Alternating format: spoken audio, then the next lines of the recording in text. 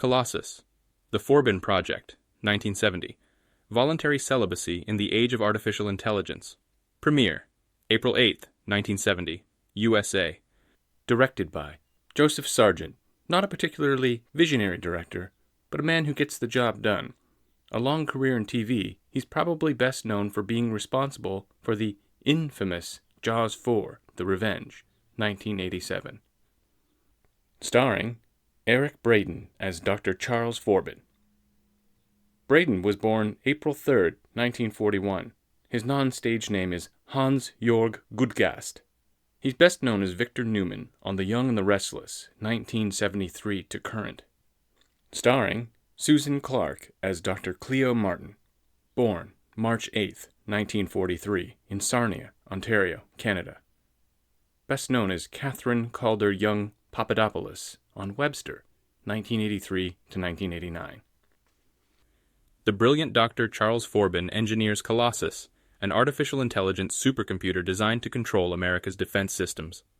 After discovering another AI controlled by the USSR, Colossus demands to communicate with its Soviet counterpart. Forbin advises that this request be permitted, and the President of the United States agrees. Shortly after, the machines learn to communicate, let their powers combine, and together become a self-aware entity. Forbin and his team of computer scientists realize Colossus has become a dangerous threat to humanity, and they must destroy it before it's too late. Roger Ebert, in his 1970 review, gave Colossus, The Forbin Project, 3 out of 4 and said that it ranks with the best in its genre. This is the dawning of the age of Colossus. Ladies and gentlemen, I'm Dr. Charles Forbin. In a few moments, Colossus will address us directly. This is the voice of world control. I bring you peace. It may be the peace of plenty and content, or the peace of unburied death. The choice is yours. Obey me and live, or disobey and die. The frightening story of the day man built himself out of existence. Colossus, The Forbin Project.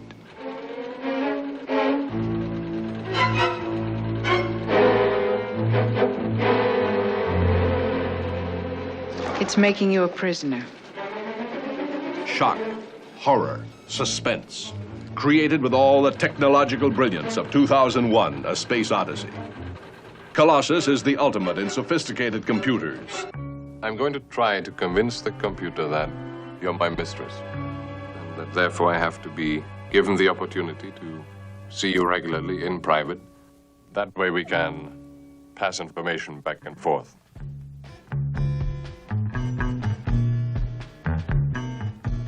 4 times a week.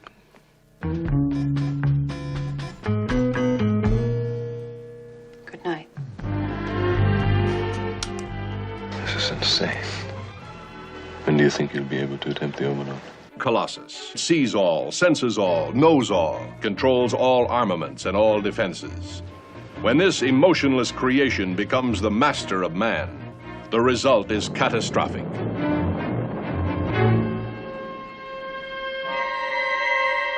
The Supreme Council of the USSR has ordered, as of 2300 hours Moscow time tomorrow, the activation of an electronic brain exactly like ours, which they call God. They built Colossus, supercomputer with a mind of its own. Then they had to fight it for the world. The missile has just been launched.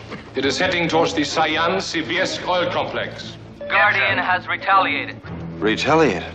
It may be too late, sir. Oh my God. Colossus, State of the Art. Colossus, The Forbin Project, 1970, holds a special place in my heart, even surpassing the cinematic masterpiece, 2001, A Space Odyssey, 1968. Both films explore the fascinating realm of artificial intelligence and humanity's future, reflecting the global interest in computer intelligence during the 60s.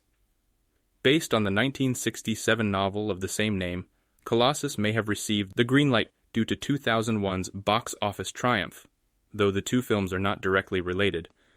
Prolific sci-fi author Arthur C. Clarke penned 2001, A Space Odyssey, and legendary director Stanley Kubrick brought it to life on the big screen. However, it is Colossus, The Forbin Project, that truly captures my imagination. You might wonder how I could favor Colossus over a film I deem a masterpiece. To that I say, watch the movie immediately and experience its allure. Please note, this essay contains spoilers and is intended for those who have already seen the film. The Forbin Prescience. Opening with the classic Hollywood style, Colossus, the Forbin Project displays credits at the outset, accompanied by an audiovisual aesthetic that transports its audience to a 1970s future. The font, reminiscent of early computer monitors, pairs seamlessly with dot matrix printer sound effects as text emerges on screen letter by letter. A quintessentially late 60s score adds to this captivating experience.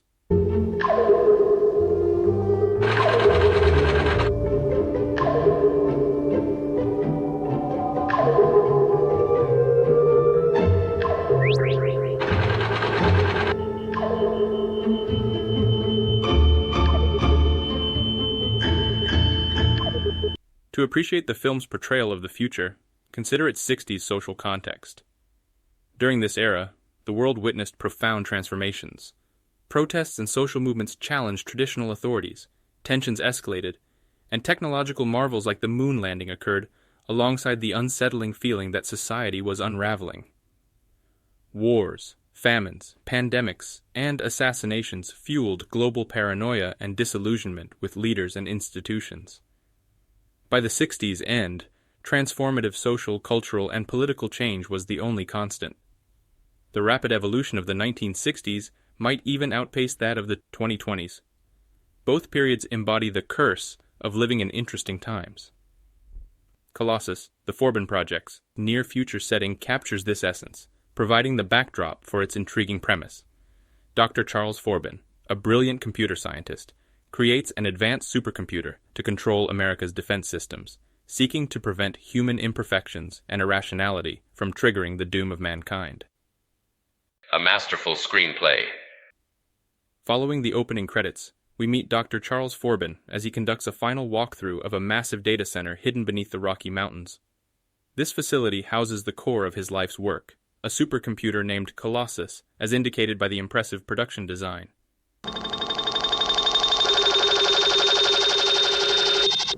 Forbin's footsteps echo through the expansive, futuristic halls, while indicator lights flash, tape reels spin, and Colossus's mind hums. Upon exiting the facility, Forbin casts a final glance at the vault enclosing his awe-inspiring computer brain.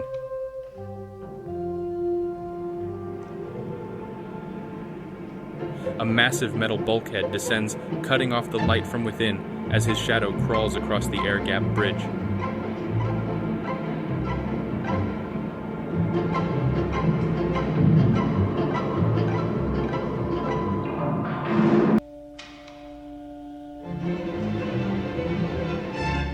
The vault door locks, and the bridge retracts, forming a chasm between the outside world and Colossus's core.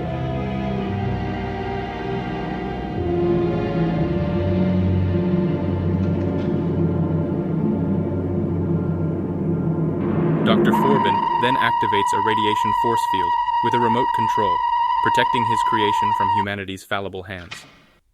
In the subsequent scene, the President of the USA, Gordon Pinsent, addresses the media, introducing the movie's premise.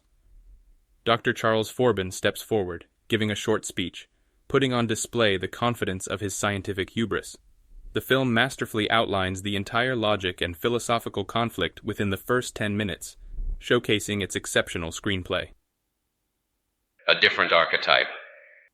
At first glance, Colossus, the Forbin Project, seems like a cautionary tale about technology, drawing explicit parallels between Dr. Frankenstein and Dr. Forbin.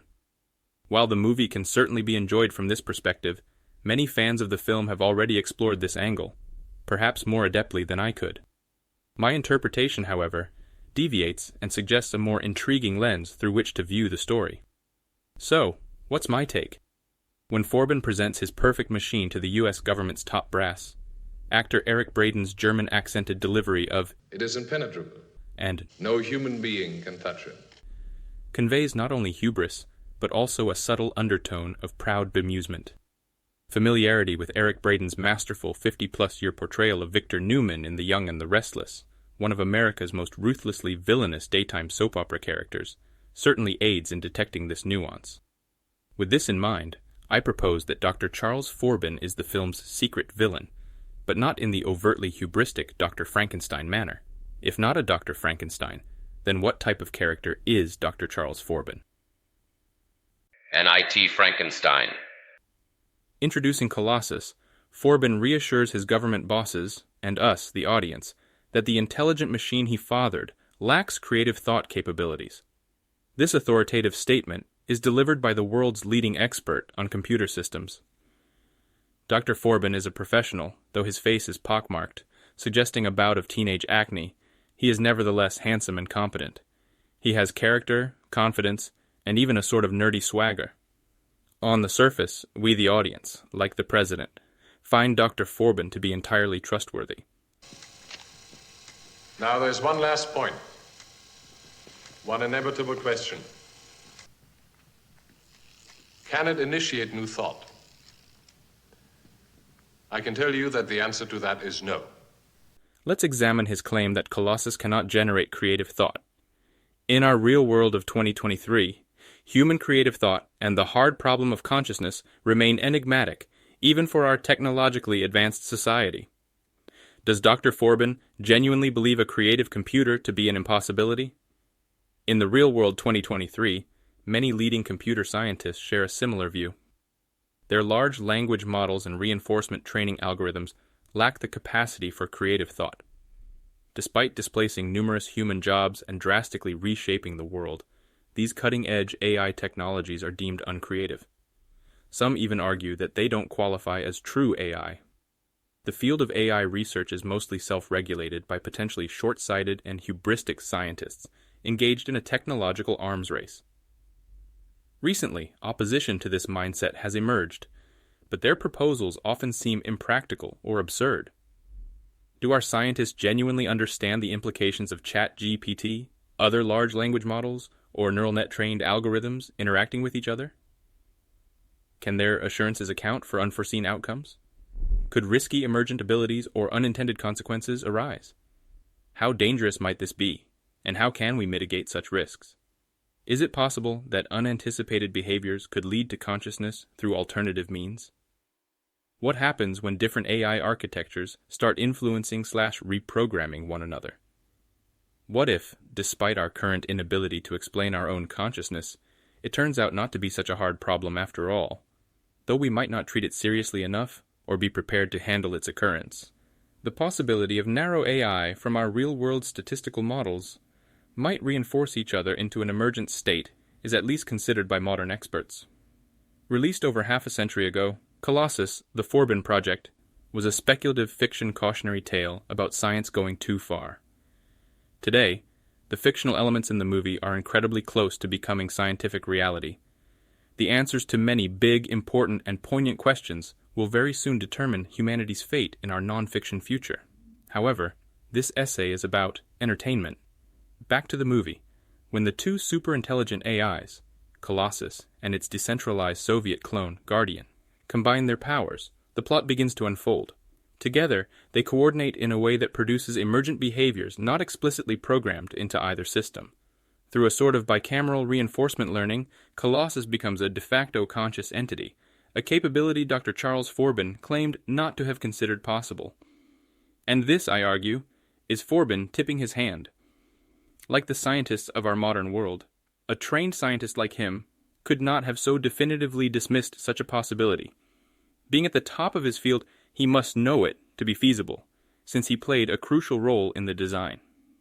And so, when he says he doesn't think it's possible, it is very likely he is not being truthful. Instead of being ignorant due to hubris, a genius like Dr. Forbin probably has some other goal. What could his ulterior motive be? The evidence for his motive lies within the film. One just needs to pay closer attention and view it from the right perspective. A Cold War standpoint. The perspective I propose for watching Colossus, the Forbin Project, is to imagine it as a Bond movie focusing on the villain. Picture Sean Connery off-screen, busy dispatching various henchmen. Now, with knowledge of Eric Braeden's Victor Newman character, cast the ostensibly hubristic Dr. Frankenstein-like character of Forbin as a genius engineer feigning hubris. The main conflict, the power struggle with Colossus, is actually just well-orchestrated theater. Dr. Forbin made no mistakes. His plan was perfect. He intentionally built a computer to take over the world, but why? 15 minutes into the film, Colossus delivers its first enigmatic line, "There is another system." The human characters are thrown into disarray as it becomes apparent there's espionage, intrigue, and machinations afoot, mostly off-screen. Forbin advises the president to let Colossus and Guardian communicate, and convinces him to make Forbin the sole human interface to Colossus. The president trusts Dr. Forbin and grants his requests. Forbin arrives at his Colossus control center in California and gets to work, attempting to uncover the mystery. He starts giving the machine cryptic commands that we, the audience, never fully understand. Yet it is made clear that Dr. Forbin is a master of this arcane language. But even this seems to be out of his control. Forbin asks his crew, Which one of you jokers told the system to display this message? Why would he ask this? The situation is clearly not a joke. To me, this again is inauthentic. This is Forbin feigning disbelief. He does not get upset or lose his cool, instead retaining his bemused tone and occasionally smirking. In the next scene, after Dr. Cleo Markham asks him, "Are you disappointed?" his reply is a mirthful grin followed by a single syllable, followed by an awkward, ominous cut. Are you disappointed?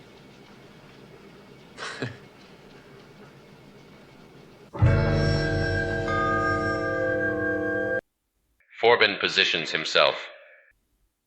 A wacky late 60s bongo-heavy score plays over a montage of Guardian and Colossus conversing with each other. They start with simple math, then move on to something Forbin calls finite absolutes. Once this process completes, Colossus announces, "Intersystem language developed." Here is where most modern computer scientists would agree that Colossus can be said to have become self-conscious. It was unconscious up to the point where it gained the ability to talk to itself. This is when Colossus becomes a character in the movie, a subject unto itself, and it begins to exert its creative free will.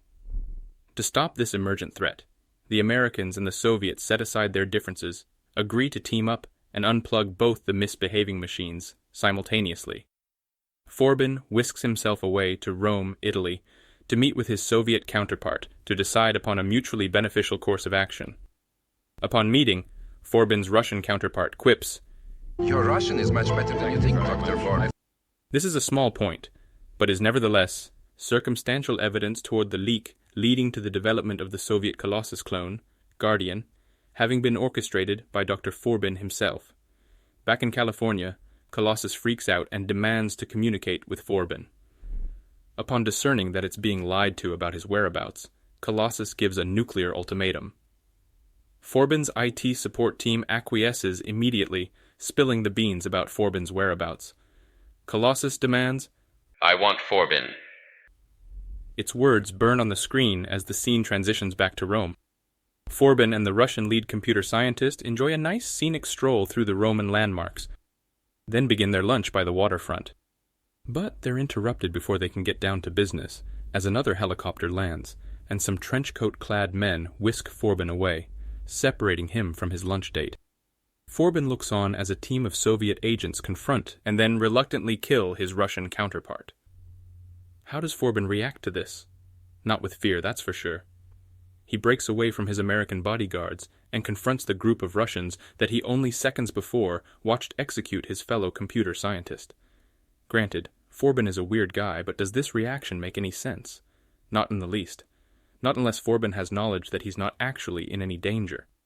With the only other human on Earth capable of uncovering his true motive eliminated, Forbin is then put under the watchful electronic eye of the machine.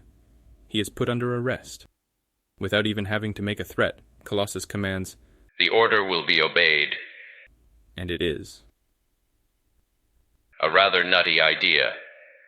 Before being taken into the full custody of Colossus, Forbin secretly meets with his IT support team one last time and sets into motion the next phase of his plan. He informs an extremely intelligent and incredibly attractive young woman, Dr. Cleo Markham, that I'm going to try to convince the computer that you're my mistress. She's momentarily taken aback by the suggestion, put on the spot in front of the rest of her colleagues, but she sees the logic in Forbin's proposal and agrees. Later that evening, after making himself a martini and teaching Colossus the perfect martini recipe, Forbin proceeds to teach his creation about the needs of men.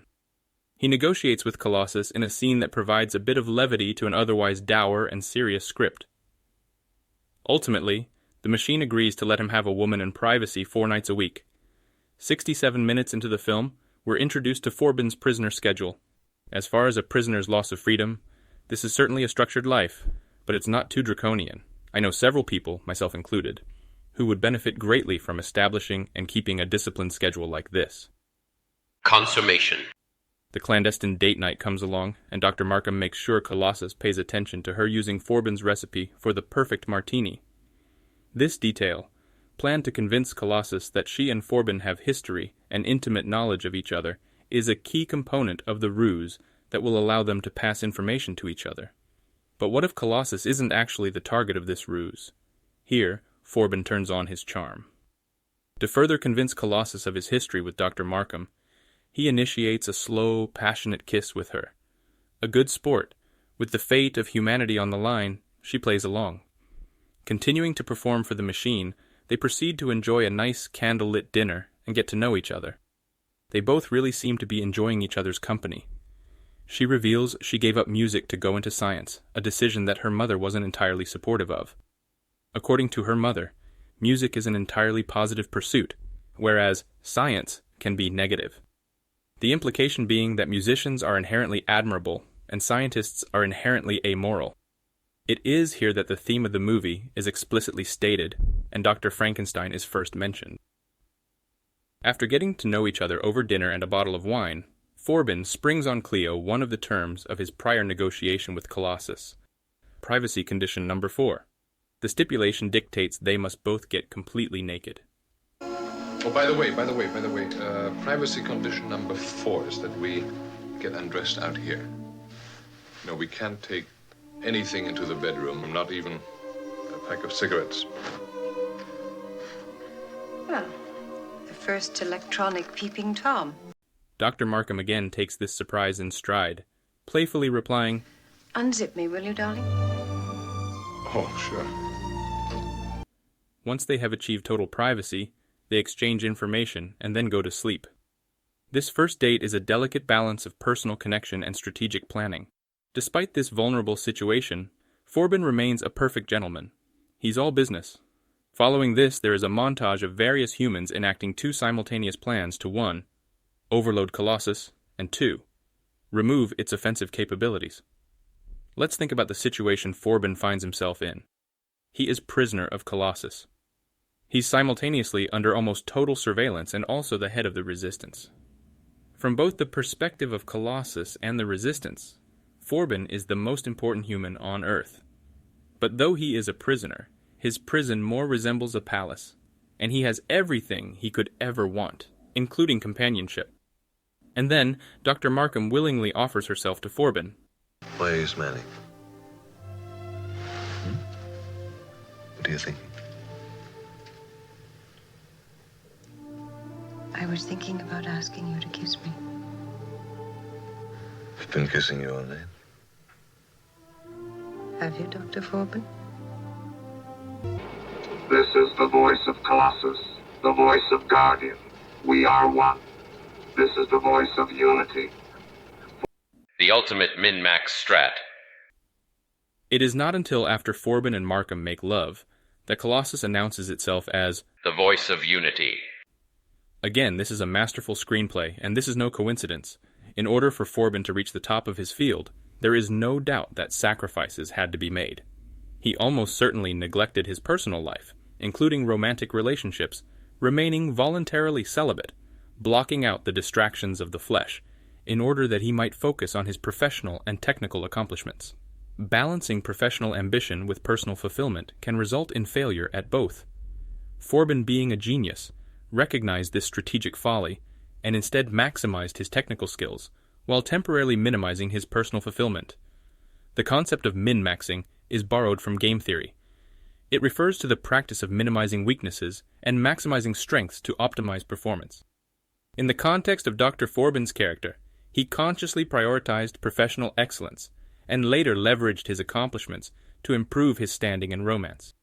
He didn't just create the conditions for a world not under threat of total nuclear annihilation before investing any time or attention in catering to the urges of his biological imperative. No, he leveraged that very excellence to land the girl of his dreams. His priorities were entirely logical. His strategy is sound. First, make the world suitable, then indulge with the distractions of mating and reproducing. The world's smartest man, an Omega-level computer science genius, unfathomed in fiction outside of Lex Luthor, enslaves the human race for their own good, solves the mysteries of the universe, achieves world peace, and then, finally, loses his virginity. Colossus, the Forbin Project, 1970, is an irrefutable classic of the IT subgenre, in which Dr. Charles Forbin, a villain, achieves total victory. His perfectly executed epic plan, to harness the power of computer science to deflower himself. The operant archetype at the core of Colossus, the Forbin Project, isn't that of Frankenstein. It's that of the 40-year-old virgin.